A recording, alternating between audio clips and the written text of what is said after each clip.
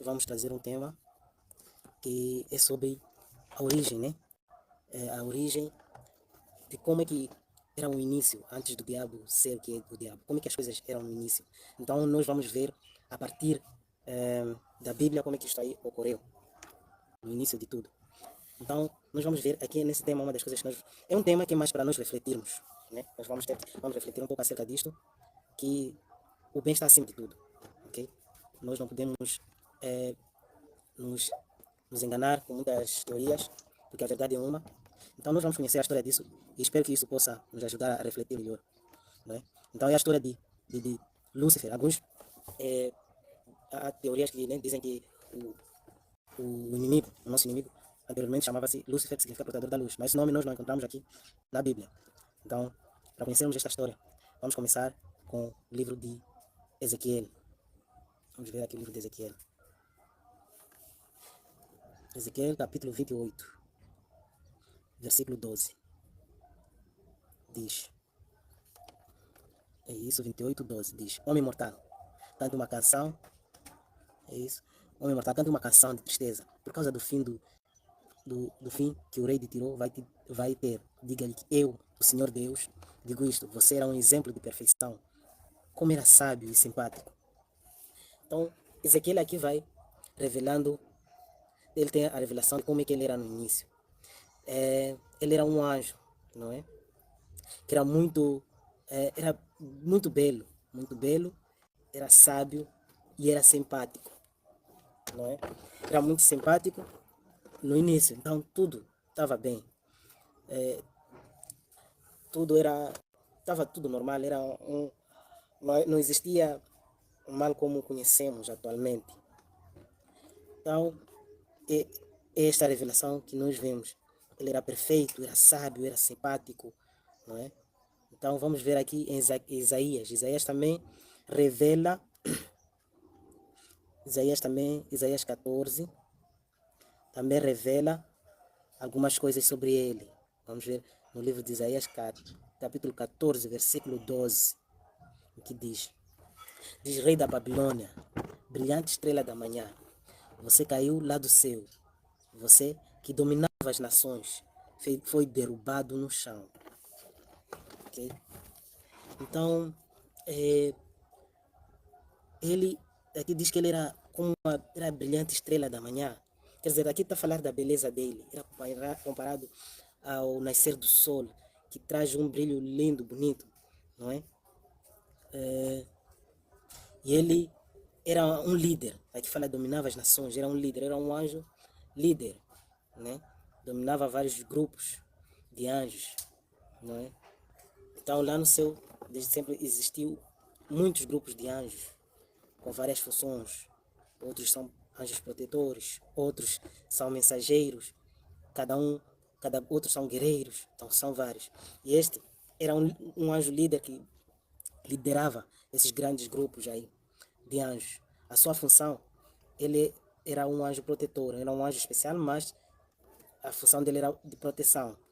Então Isaías 14, 12 fala da beleza, que ele era lindo, lindo de se ver, como o nascer do sol, não é? Então, vamos ver de novo Ezequiel também, que continua, que vai nos falar um pouco também destas revelações. Ezequiel capítulo 28, novamente, versículo 13 a 15. Diz: Você vivia no Éden, o jardim de Deus. Usava pedras preciosas de todo tipo, rubis e diamantes, topázio, berilo, onix e jaspe, safiras, esmeraldas e granadas. Você tinha joias de ouro que foram feitas para você no dia em que foste criado. Ok? 14. Eu fiz de você um anjo protetor, com asas abertas. Você vivia no meu monte santo e andava pelo meio de pedras brilhantes. Sua conduta foi perfeita desde o dia em que foi criado, até que você começou a fazer o mal.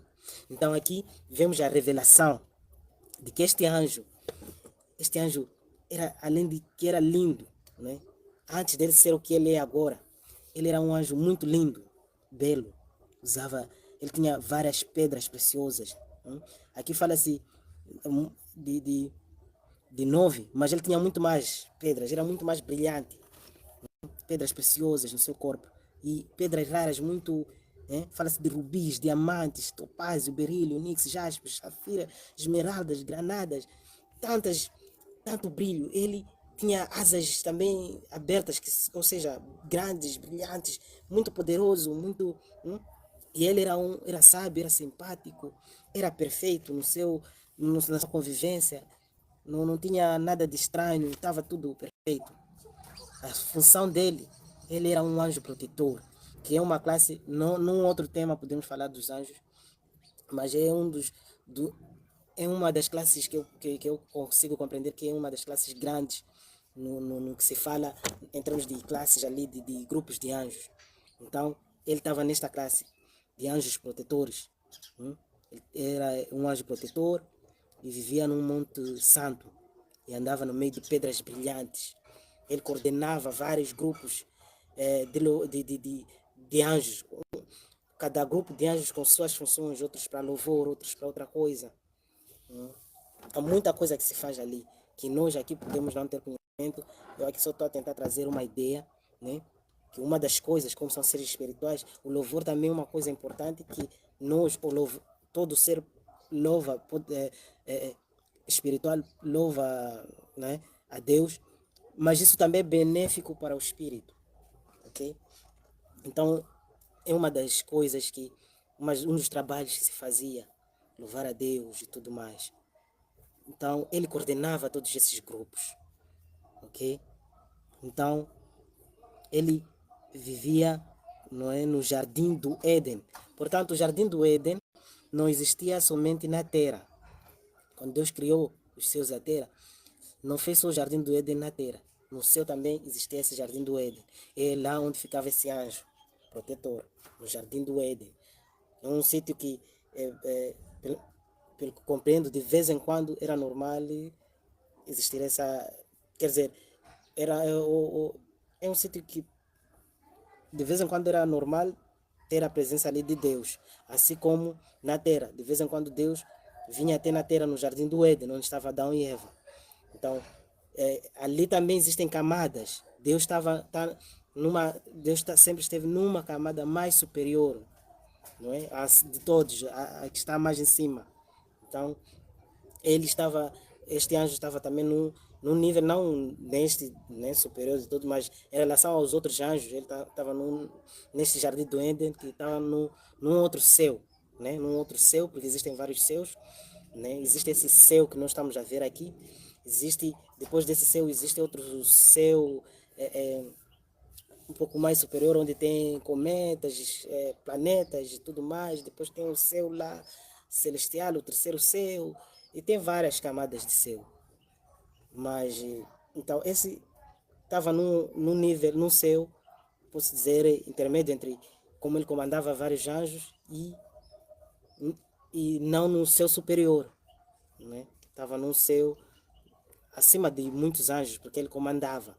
Porque mais acima dele tem outros anjos que ficam ao redor do trono de Deus, dia e noite adorando e tudo mais. É mais ou menos isso. Então ele andava lá, coordenava várias ações e tudo mais, não é? Ele vivia neste Monte Santo de Deus, no Jardim do Éden, enfeitado de pedras preciosas por todo o corpo, outras muito especiais. Ele era lindo, belo e era simpático. Era muito simpático. Antes dele se tornar o adversário, o inimigo de Deus. E nosso inimigo também. Antes disso, ele era um anjo de luz. Estava tudo perfeito. Então vamos ver Isaías capítulo 14. Não é? Isso aqui. Isaías capítulo 14. Versículo 12. Já falamos aqui que ele dominava as nações, não é? Versículo 12. Você dominava as nações e foi derrubado no chão, né? Então a sua posição, aqui 14 já está a falar. Então, vemos aqui 12, é no Ezequiel, que fala de como é que ele era, belo e tudo mais. hum, e vemos Isaías no 14 a falar da sua função. Além de belo, como se refere em Ezequiel, além de que ele era belo, como se refere em Ezequiel, lindo, simpático, vemos no, no Isaías 14 que fala da função que ele exercia, era um anjo protetor, não é? No Ezequiel 28 fala onde é que esse anjo protetor ficava, que é no jardim do Éden. E Isaías 14, 12 fala também da sua posição, que ele era um anjo líder, comandava vários grupos de anjos, ok?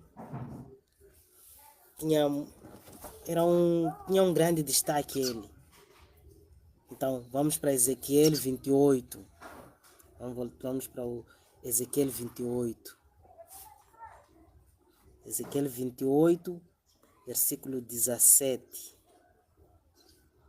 Diz: Você ficou orgulhoso por causa da sua beleza, e a sua fama o fez perder o juízo. Então eu o joguei no chão, a fim de servir de aviso para outros reis. Então aqui está a falar de uma batalha que ocorreu nos céus, ok? Vamos ver quem é que lutou com ele. A Bíblia aqui nos fala de quem lutou com ele. Então, primeiro vamos ver como é que ele começou, qual foi o motivo da sua queda. Ele, quando ele viu, quando ele olhou para a sua beleza, e ele onde andava, todos os anjos ficavam admirados, como ele é lindo, admiravam ele, como ele é perfeito. Então, aquela fama que ele tinha fez com que ele se olhasse, olhou para a sua beleza e começou a se encher de orgulho. E este é um ponto muito importante, que se repete várias e várias vezes em vários homens. Antes da queda, tem vindo primeiro o orgulho. O orgulho não ajuda a crescer. O orgulho muitas das vezes faz com que a pessoa caia. Então, o que ocorreu aqui é que ele se encheu de muito orgulho. Ok? Encheu-se de muito orgulho por causa da beleza que tinha e por causa da fama que ele tinha. Olhou para si, sou belo, ficou muito orgulhoso de si, achando que é o tal. E muitos homens, não é? Maus, muitas das vezes, uma das características que lhes marca muito é essa questão do orgulho. Então, é uma das características que nós podemos ver em vários homens com essa característica maldosa. Uma das características que marca muito é o orgulho. E o orgulho precede geralmente a queda. Então, ele se encheu de orgulho por causa da sua beleza e por causa da fama que falavam dele. Ficou orgulhoso. Então, diferente da queda do homem, o homem caiu por causa da desobediência. Aqui ele cai por causa do orgulho. Então, como nós podemos ver, o pecado começou nos céus, não é? Então, vemos aqui em 17, que diz: Então eu o julgarei no chão, a fim de servir de aviso para outros reis. Vamos ver, houve um confronto. Houve um confronto neste período. Ok? Vamos para Isaías 14, capítulo 14, versículo 13 e 14. Vamos para Isaías. Isaías, capítulo 14, versículo 13 e 14. Versículo 13 e 14. diz: antigamente você pensava assim: subirei até o céu e me sentarei no meu trono, acima das estrelas de Deus. Reinarei lá longe, no norte, no monte onde os deuses se reúnem. Subirei acima das nuvens mais altas e serei como Deus Altíssimo. Então, depois daqui, depois de ele se encher de orgulho, começaram a surgir outros pecados e que são mais graves, né? Começou a ter pensamentos já muito maus. Aqui já não, ele já começou a ter, surgiu um outro pecado, que é a cobiça. A cobiça é idêntico à inveja, mas a cobiça é pior que a inveja. A inveja você pode até ter algum sentimento no coração de invejar, de querer ter aquilo que outra pessoa tem. Mas a cobiça vai muito mais além. Por isso que só a cobiça, a Bíblia nos fala que a cobiça é idêntico à feitiçaria. É um pecado pesado. Então, a cobiça faz com que a pessoa queira ardentemente, queira fortemente ter uma coisa que não lhe pertence. E para ter aquilo que não lhe pertence, ele vai fazer de tudo, a qualquer custo. Não lhe importa se vai tirar a vida de alguém, se vai pisar em alguém, mas a qualquer custo ele quer ter aquilo que não lhe pertence, ser dele. Então, como podemos ver, então o pecado que gerou-se nele veio a se gerar esse pecado da cobiça. Como podemos ver aqui no 13 de Isaías 14, ele diz, nos seus pensamentos, achando que não sabia ele talvez, que Deus sabe de todas as coisas, até os pensamentos mais ocultos de cada um, mais profundos de cada um. Deus sabe de tudo. Então, Deus aqui revelou a Isaías o que ele pensava em sua mente. Como podemos ver, ele pensava assim: subirei até o céu.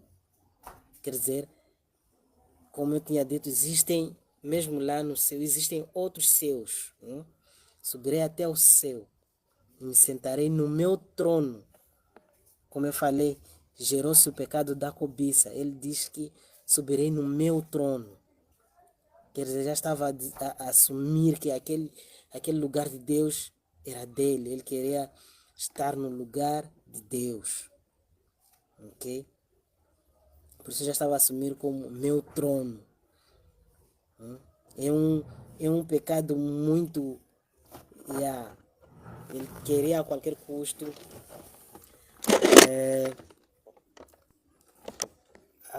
custo ter este lugar que pertence somente a Deus.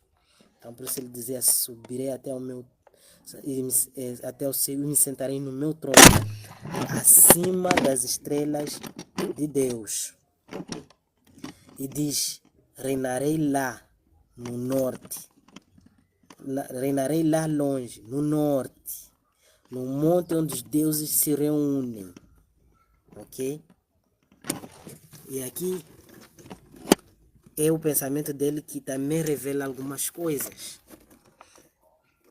Reparemos que ele fala lá no norte. Lá no norte é no topo. Então ele queria estar no topo. Não é uma coisa de aproximadamente. Não. Ele queria tirar o lugar de Deus. Ser ele a governar tudo. Por causa desse orgulho, começou a chegar a ter pensamentos de loucura já. Achando que pode fazer isso. Não é? Que é possível. Para reinar lá no topo.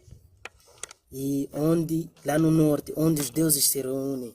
Quando se fala os deuses se reúnem, nós acho que já temos entendimentos acerca da Trindade. Então, não preciso comentar muito. Lembremos-nos de uma frase que Jesus disse, quando perguntaram: por acaso és tu maior que nosso pai Abraão? E ele disse: na verdade, Abraão viu a minha glória e se alegrou com a minha glória. Se vocês fossem, de fato, filhos do meu Pai, de Deus, se vosso Pai fosse de fato Deus, vocês ouviriam o que eu estou aqui a dizer. Mas como o vosso Pai não é, não é, não é o meu, é o outro. Vocês são filhos do outro. Vocês não estão a ouvir o que eu digo. E na verdade eu vi a sua queda. Ele caiu como um raio. Então, só para lembrar aqui, quando ele, nesses pensamentos ele dizia e subirei no monte onde os deuses se reúnem. Então, vamos fazer ligação dessas coisas só para ver o quão grande sempre, Jesus sempre foi grande, é e sempre será muito grande. Por isso que nós temos que urgentemente aceitar a Cristo. Ele veio mesmo para nos salvar e isso é um assunto muito sério. Então, esse tema é mais para reflexão. Então, ele o que faz até agora é ilusões. Ele não tem poder absoluto. Ele só traz ilusões para enganar as pessoas. Por isso que nós temos a qualquer custo de aceitar a Cristo e ficar firmes nele. Ok? Então, a ideia dele sempre foi essa. Assumir o lugar de Deus. Vemos aqui 14, quando ele diz: subirei acima das nuvens mais altas e serei como o Deus Altíssimo. Ok? Então, os seus pensamentos